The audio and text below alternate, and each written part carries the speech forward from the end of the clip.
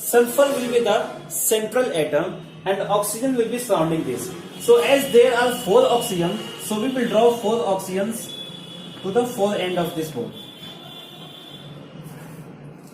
This is the step 1. You have to draw the oxygens around the sulfur. Now what you need to do is that you have to show all the valence electrons of the respective atoms. Suppose, as we know, this oxygen has 6 valence electrons. So first of all, we will represent that 6 electrons on the oxygen. 2, 4, 5, 6. 2, 4, 6. 2, 4, 6. 2, 4, 6. And sulfur also have 6 valence electrons. So we will draw the structure of sulfate here.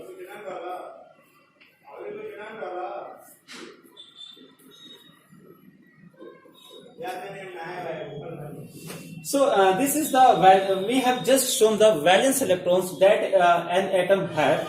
But as we know, this is sulfate ion and it has 2 negative charge. It simply means that the sulfate ion has 2 extra electrons. So the sulfate ion has 2 extra electrons that brings the negative charge on the sulfate. So we have to show that 2 extra electrons. And we know that between sulfur and oxygen, oxygen is most electronegative element. So it will have those extra electrons. So we will put one of the electron of this on here, on this oxygen, and one of the electron here. We can put that on any one of the oxygen atoms. Suppose we are putting that here on this atom. So now, since it was having 6 electrons, 1 extra electrons makes 7 electrons. It was having 6 valence electrons and 1 extra electrons makes it 7 electrons. Now we will start the bonding between them. We will show the bond between them. As we can see here, this oxygen has 7 electrons. 2, 4, 6 and 1 extra 7 electrons. So this is lacking just 1 electron. It needs 1 electron to complete its octet.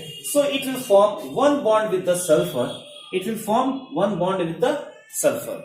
So now it will have 8 electrons. 2, 4, 6 and 2 here 8 electrons.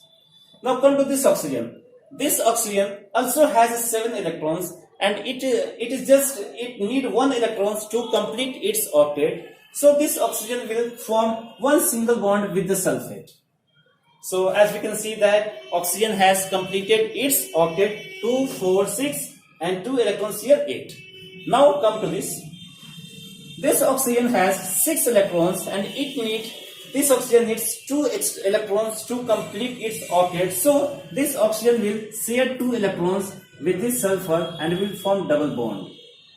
So now this oxygen has completed its octet. Now come to this oxygen. It has 6 electrons and it will also form 2 bond with the sulfur to complete its octet. Now this has also completed its octet. Now come to the sulfur. As we can see, the sulfur is having more electrons than the octet. Means here 2, 4, 6, 8, 10 and 12. Sulfur is having 12 electrons.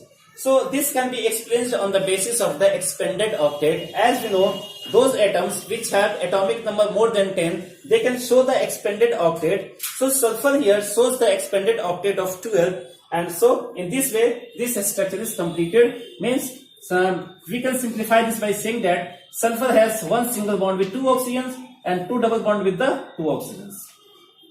Single bond is made with those electrons which are having these 2 extra electrons on them. So this is the structure of the sulfate, and since this has 1 extra electron, it has got negative charge. This has 1 extra electron, it has got 1 negative charge, and they combines to give a total of 2 minus negative charge to the sulfate ion. So this is the simplest structure, and from this you can easily understand the concept of Lewis structure of sulfate ion. You just need to remember here is that sulfur shows expanded valency, means it can have more electrons. It can have more than 8 electrons while drawing the Lewis structure. So thank you for this.